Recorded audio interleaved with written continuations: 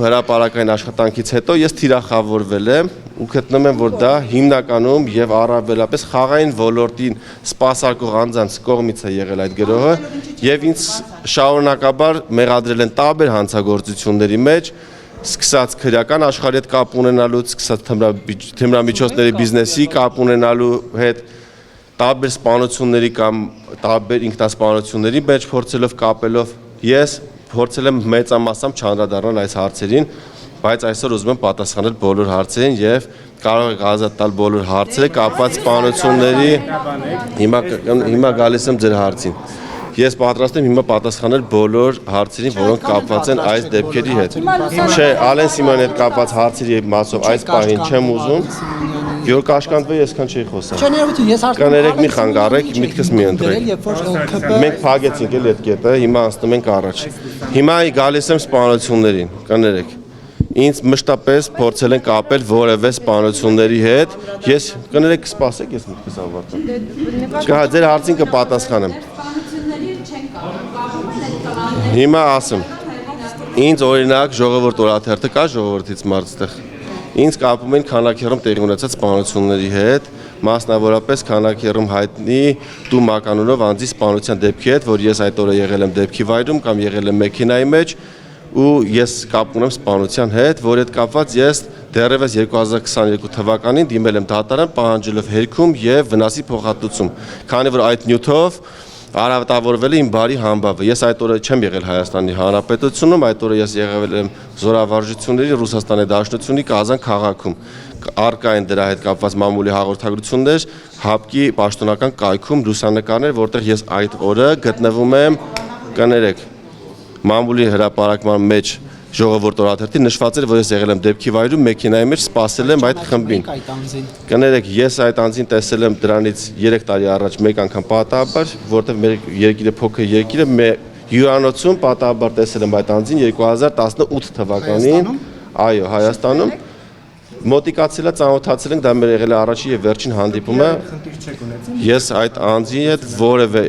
կապ չեմ ունեցել, մի անգամ տեսել եմ պատահական, այսինքն 2022 թվականի դրությամբ ես 4 տարի այդ անձին երբևէ չեմ տեսել, որևէ հարաբերություն չեմ ունեցել ու ինձ փորձել են կապել այդ անձի սպանության հետ, որպեսզի փորձեն ինձ վարկաբեկել, արատավորել, որպեսզի ես իմ օրենսդրական գործունեության մեջ լինեմ կաշկանդված եւ չկարողանամ իմ օրենքի նախագծերը տանել արդյունավետ առաջ։ Բարեբախտաբար դրանք չի հաջողվել, բայց սա կապված է մեր դատական համակարգի խնդիրների հետ, օրինակ ես 2022 թվականին դիմել եմ հայցով, եթե արագ տեմպով դատաքննություն տեղի ունենար եւ դատարանը պարտավորեցներ ժողովուրդ օրաթերթին հատուցել իմ վնասը, վճարել գումար եւ ներողություն խնդրել ինձ զրպարտելու համար, հետագայում նման դեպքերից կփորձենք խուսափել, բայց քանի որ ունենք այն ինչ որ ունենք եւ հաճախ բոլորը նաեւ ընդդիմությունը, իշխանությունը նույնպես մենք դժգոհում ենք դատաիրավական համակարգի դանդաղ աշխատանքից։ Հիմա անդրադառնամ մյուս դեպքին, օրինակ 168 ժամներ կներեք հրապարակել կապված, կներեք մտ բան ասում։ Հիմա ես հարցերին պատասխանում եմ, կներեք Փայլակ ջան։ Հիմա կանդրադառնամ ձեր գալիս եմ ձեր հարցին։ Մի քանի ամիս առաջ նաեւ իմ վերջի օրենսդրական նախաձեռնությունից հետո ես ուղիղ կապ եմ տեսնում նաև այդտեղ, երբ որ ինձ հաջողվեց 2 անգամ բարձրացնել խաղային ոլորտի տուրքերը, սրա արդյունքում տարեկան շուրջ 30 միլիոն դոլար հավելել գումար է մուտքագրվելու պետական բյուջե, նշեմ, որ միայն այդ նախագծի ընդունման արդյունքում դրանից հետո ինձ փորձեցին կապել Կարեն անունով անձի ինքնասպանության մեջ, նշեմ, որ տվյալ անձին երբևէ չեմ տեսել եւ առաջի անգամ իր մասին լսել եմ այդ հրապարակումների մեջ։ Այդ անձին երբևէ չեմ տեսել 168 ժամը տեղեկություն հրապարակել, թիպրև ես կապված եմ այդ անձի ինքնասպանության հետ կամ ես եմ հասցրել, մենք ունեցել ենք դատական ինչ-որ վեճեր կամ ես փորձել եմ իրավի ինչ-որ բան խլել։ Նշեմ, որ այդ անձին երբևէ նույնպես չեմ ճանաչել, նաև 160 Ես չեմ ճանաչում այդ անձին։ Ես նույնպես դիմել եմ այս հարցով վարչական դատարան, որպեսզի այս հայցով նույնպես վնասի փոխհատուցում պահանջեմ։ Ես արդեն նշեցի, որովհետև ես պայքար եմ տանում խաղային ոլորտի եւ այլ արատավոր երևույթների դեմ։ Օրինակ թմրամիջոցների ապօրինի շրջանառության մասը, օրինակ դուք գիտեք, որ ես տարեսկզբին շրջանառության մեջ էի դրել օրենքի նախագիծ, որով առաջարկում էի պատիժները թմրանյութերի ապօրինի շրջանառության համար խստացնել։ հատկապես խոշոր չափերով թմրանյութերի իրացման համար նախատեսել մինչև ՑՄ ազատազրկում նախագիծը քննարկվեց, կային դեմ կարծիքներ եւ այս պայմանությամբ դեռևս չի ընդունվել։ Սա ինչ եմ ասում, բայց նաև այդ նույն շրջանակները ինձ փորձում են հաճախ կապել թմրանյութերի բիզնեսի հետ, որի հետ ես բնականաբար չեմ կարող առնչություն ունենալ եւ անտրամաբանական կլիներ, եթե ես նման բիզնեսի հետ առնչություն ունենայի եւ դիմեի նման օրենքի նախաձեռնությամբ հանդես գայի։ Հիմա կապված մյուս փարաքարի դեպքի հետ կապված։ Հիմա փարաքարի դեպքի հետ կապված գործընկերոջ հարցին պատասխանեմ։ Փարաքարի դեպքի հետ կապված բնականաբար ես որևէ կապ չունեմ։ Փարաքարի դեպքի հետ կապված ես ազգային ժողովում ելույթ եմ ունեցել 2025 թվականի փետրվարին, երբ տեղի են ունեցել հայտնի դեպքերը փետրվարյան Փարաքար համայնքի մերձավան բնակավայրում, որտեղ տեսանյութերից հայտնի էր դառնում, որ աշխատել է ինքնացիկ եւ այլ հրազենային միջոցներ, վիրավորվել է մեկ անձ եւ մեկ անձ տեղում մահացել է դեպքի վայրում։ Ես ազգային ժողովում հանդես եմ եկել, այդ հայտարարությունը կարող եք տեսնել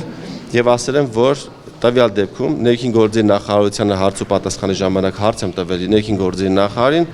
թե ինչ կանխարգելիչ միջոցառումներ են տարվել, որպեսզի այս երկու խմբերի միջև այդ վիճաբանությունների կամ թշնամության հետևանքով չունենանք դժբախտ պատահարներ։ Եվ նաեւ ինչ որ առումով մեղադրական հարց եմ հնչեցրել, որ օպերատիվ տեղեկություններ են եղել, որ կա երկու խմբերի միջև թշնամություն եւ անհրաժեշտ կանխարգելման աշխատանքների պատշաճ չկատարման արդյունքում ունեցել ենք զոհ եւ վիրավոր։ Սա կապված Փարաքարի դեպքերի հետ, լավ աշխատանք հիմա հետ կապված լուսանկարել ավելի շատ։ Դուք ասում եք քրեական ենթամշակույթից հեռու մարդ։ Ինչպես է ստացվում հեռու մարդը մոտ է այդքան այդ անձին։ Ես քրեական մշակույթից հեռու եմ, ես քրեական ենթամշակույթի դեմ բարբերաբար հարցեր եմ տալիս ազգային ժողովում եւ նաեւ հարցումներ եմ կատարում եւ աշխատանք ենք տանում, որպեսզի քրեական ենթամշակույթը մեր երկրից արմատախիլ արվի, որևէ կապ ինչպես քրեական ենթամշակույթ կրող մարդկանց սեղան եք նստում։ Ջեր լուսանկարվում եք նորմալ։